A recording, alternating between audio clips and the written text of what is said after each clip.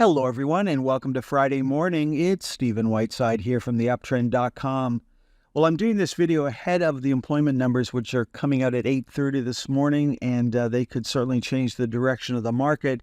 So far, stock index futures are trading above fair value, being led higher by the NASDAQ. Commodities are also up in the pre-market this morning. So with commodities trading higher, we've got crude oil up $1 or so, and that trend is continuing this week. We also have Chinese stocks trading higher in the pre-market on Friday morning. They took a little break yesterday. They're up again on Friday morning. Now, the VIX is still on a buy signal. That is negative for stocks. We saw a little pullback in the TSX yesterday. So on Friday, for the iShares for the TSX 60, we need a close below 36.12 to give us a sell signal. The energy sector led the Canadian market higher yesterday. We traded right up into the open gap. I think the high yesterday was $17.99. The top of that gap is $18.01, and that may get filled on Friday, and hopefully we can continue to move higher. Now, what didn't work yesterday? Well, copper pulled back yesterday. We saw money come out of the materials sector, and we're not on a sell signal just yet, just sitting on the edge. That is different in the U.S., looking at the Dow, we're $1 away from a sell signal for the Dow Diamonds. For the SPY, a couple of dollars away from a sell signal for the NASDAQ 100. So far, that doesn't look like it's going to happen on Friday, but the market has not opened yet. Of course, we do have the Russell 2000 and the microcaps already on a sell signal. Consumer discretionary rolled over yesterday, joining consumer staples already on a sell signal. Materials in the U.S. are back on a sell signal as of Thursday's close. Then looking at the Magnificent Seven, the ETF is still on a buy signal. That would change on Friday with a close below $46.39. We saw a new high yesterday for Meta. We have NVIDIA back on a buy signal as of Thursday's close. And we had Tesla down yesterday, down over 3% on the day. It is now back on a sell signal as of Thursday's close. Now, moving on to our 31 stocks in 31 days, and as I've emphasized, the database does have 15 charts for each symbol in the database. Depending on what you're doing, whether you're a long-term buy and hold investor or you're a more conservative investor who wants to just check their stocks on a weekly basis, or if you're trading the market, you're not going to have to look at 15 charts on a regular basis. In this presentation, I am drilling down from the monthly to the weekly to the daily because the first time you look at a symbol, you should do that analysis to figure out what's been going on with the stock and what your expectations should be for that particular stock at this particular time. Now, for the three stocks we've already looked at, all I would be doing now if I'm trading them is just looking at the daily right side chart every day to see what's going on. So that can just take a blink of a second. I can run through portfolio after portfolio in just a minute or two. All I'm going to do is hit the down arrow key, and I can see for Apple, even though we've traded below the lower channel line for the past 3 days, we are still on a buy signal here. That would change on Friday with a close below $224.57. Now, for Boeing, we traded lower yesterday, so no change in trend there. A close above $156.64 on Friday would give us a buy signal. And no change for Canadian Natural Resources. We're still on a buy signal here, moving higher, trying to get up over that gap that was created back in late August. Now, today's stock is Chipotle, a popular restaurant, popular stock. I've eaten there once. The food was good, but too many carbs for me, so not a place that I would want to go back to on a regular basis. Chart's worth 1,000 words. Blue is bullish, red is bearish. You don't have to spend too much time thinking about what the chart's telling you. Here's the stock market. Here's the S&P 500. How does Chipotle match up to that? It's looking pretty good. This is a stock the market loves. It peaked 4 months ago and has pulled back. So for the last quarter, it hasn't been performing well. But it is still on a monthly buy signal. That tells me that investors are probably still willing to buy the dip. Now, there's a lot of external factors that can affect the price of a stock, and you can go searching for all this information. At the end of the day, all that information is already factored into the price of the stock. So everything that's known and not publicly known about a stock is already factored in. And so you don't really have to go looking. And, news is interesting, but it shouldn't affect your decision on what you're going to do with a stock unless that news affects the price of the stock. Now, when you're using a monthly chart, the only time you have to make a decision is on the first day of a month based on the month's closing price. If you're using the weekly charts, the only time you have to make a decision is on the first day of the week at the open based on Friday's close at 4 p.m. And if you're a short-term trader, then the only time you're going to make a decision is at the open based on the closing price from the previous day. So while we can look at charts every day, we don't necessarily have to make decisions every day. Now, as we go through these charts, all I'm doing is hitting the left arrow on my keyboard, and I'm going to work my way down from the right-hand side of the screen to the left-hand side of the screen, starting off with the weekly flypaper channel. So one question is answered. They're certainly willing to buy the dip, and they have been for a while now, and that looks good. So the market still loves this stock. Looking at the moving averages, if we go back to 2022 when the stock wasn't doing well, it used the 200-week moving average as support. Then as things got better, it only pulled back to the 100-week. And then recently in 2023, it was the 50-week moving average.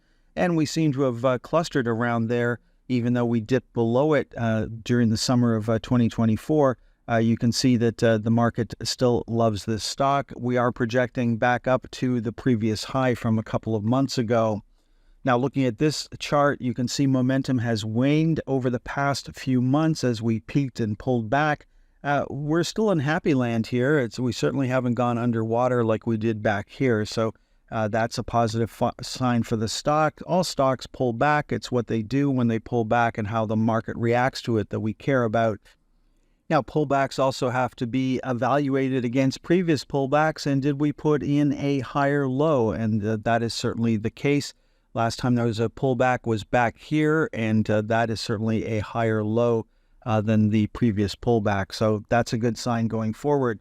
Now, looking at our price target charts, you can see $50 acted as support. Yeah, we dipped below it a couple of weeks, but came back fairly quickly. Looking up, 2 lines from where we are right now would take us back up to the previous high, and 68.75 was our target. Got as high as 69.26. So if you had an order in up there at 68.75, it certainly got filled. Now, looking at who's in control, you can see the pros gave up control a few months ago. And, when you have a situation where you've had a huge, big move down and then we start to come back, there's no guarantee that the pros are going to take control right away. But this kind of indicates to me, and I've always felt this way, is that they've probably stopped selling. They may not have come back and started to aggressively buy yet, but at least at this point, they've probably stopped selling, which is certainly a good sign. We had a bearish reversal signal up here marking the top. We had a bullish reversal signal that so far has marked the bottom. Last week, we had a bearish reversal signal, but this particular stock still closed higher on the day, so it's not a significant bearish reversal so far for Chipotle. Now, we have run up to the upper channel line for the past 2 weeks. We are still on a weekly sell signal here. That has not changed. That would change this coming Friday if we closed above $57.58. Now, looking at the weekly panic zone chart, this is our last weekly chart. And if you actually own this stock or wanted to own it, this is probably the chart you would start off with every week. But here we are, we've got pressure zone. We did not see panic selling, so we did not make it all the way down to the bottom of the panic zones, but this is the time and place where you look for things to start to turn around. So that is a good sign. Now, if you consider yourself a long-term investor and do not want to be involved in the soap opera, which is the stock market from Monday to Friday, then stop your analysis here.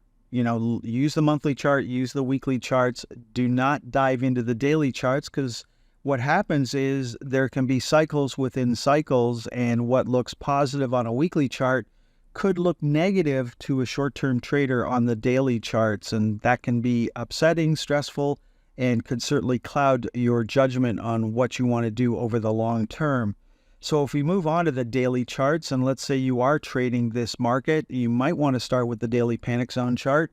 And what we're looking for here is low risk opportunities off the bottom of the panic zones where a pressure zone has formed.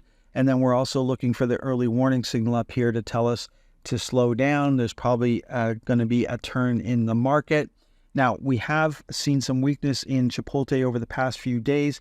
It did end Thursday on a sell signal, so let's look at that. We needed to close below 56.83. We closed at 56.70, so I'm not overly excited to take this sell signal right now. I may want to sit on my hands for another day and see if we get another close below the lower channel line. There's obviously, this was an inside day, so a day of indecision and a sell signal on the same day. I might want to wave this one off and just wait for more confirmation, and that would come on Friday if we continued to close below the lower channel line. The pros are still in control. They don't look like they're in a rush to get out of the stock at this time. We're holding 56.25 as support. That hasn't broken, so a close below that level would certainly tell me that something new is happening.